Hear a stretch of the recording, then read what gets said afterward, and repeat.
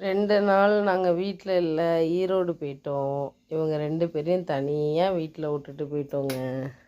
இப்போ நாங்கள் படுத்திருக்கோம். காலையிலேயே 2 பேரும் இங்கே தூங்கிட்டு இருக்காங்க. கொல்லை கதவு திறந்துருக்காங்க. அவங்க 2 பேரும் வீட்டுக்குள்ளே படுத்திருக்காங்க.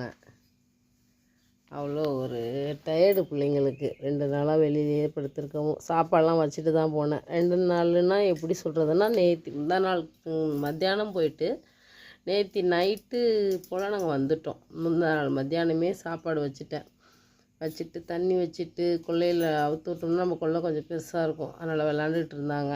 அவங்க அப்பா போகிறாங்களாம் பின்னாடியே போகுது.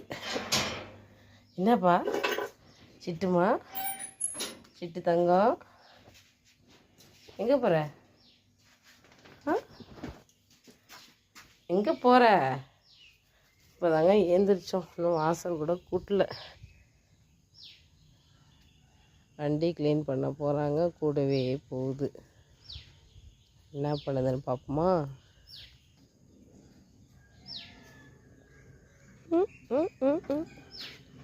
அப்பா கூப்பிட்றாங்களாம்.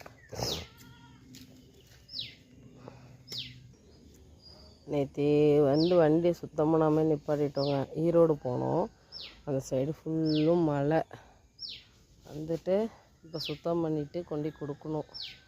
நம்ம வண்டி இல்லைங்க, நம்ம அவங்க ஃப்ரெண்டோட வண்டி வாங்கிட்டு வந்திருக்காங்க. அது நிற்கிறா. அதான் ரச சாதம் நேற்று எடுத்துகிட்டு வந்தேன் அம்மா வீட்டிலேருந்து. கொஞ்சோண்டு வச்சு பார்த்தாரு, சாப்பிடல. வாமா மடி சிட்டு, சிட்டு, சிட்டுமா, பா மாட்ட வா. விட்டியா வீட்டுக்கு போ. வந்துட்டா. அப்புறம் எல்லோரும் யாருக்கு ஓட்டு போட்டீங்க? எல்லோரும் ஜெயித்தாங்களா? நீங்கள் போட்டவங்க ஜெயித்தாங்களா இல்லை தோத்தார்களா எப்படின்னு எனக்கு கமெண்ட்டில் சொல்லுங்கள். யார் ஜெயித்தாலும் யார் தோற்றாலும் என்னங்க, நம்ம சம்பாரித்து நம்ம சாப்பிட போகிறோம்.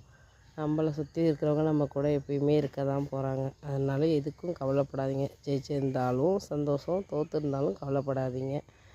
ஓகேங்க, பாய்.